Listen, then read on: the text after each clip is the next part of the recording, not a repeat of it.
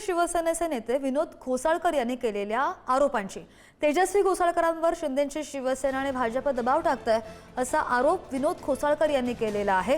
तर पक्षप्रवेशासाठी काही दलाल निर्माण झालेत असं सुद्धा विनोद घोसाळकर यांनी म्हटलंय। मी शिवसेना सोडून कुठेही जाणार नाही असं सुद्धा विधान घोसाळकर यांनी केलंय। तर आमच्या कुटुंबाबद्दल चुकीची माहिती पसरवली जाते असंही वक्तव्य घोसाळकर यांनी केल्याची माहिती। प्रश्न असा आहे, माझ्यावरती दबाव कोण टाकू शकत नाही, शिंदे गट किंवा, परंतु आमच्या सुनबाईंवरती थोडंसं आहे। प्रश्न असा आहे, माझा वैयक्तिक घरचा प्रश्न आहे। त्यावेळेला मी साहेबांना असं सांगितलं की प्रश्न आहे, साहेब बोलले माझा काही विषयच नाही आहे तो, की मी असं काय कुणाला देणार नाही, का तू माझ्या घरचा माणूस आहे। आणि म्हटलं मी काय माझे शिवसैनिक म्हणून मी काय तिथं काम करत नाही।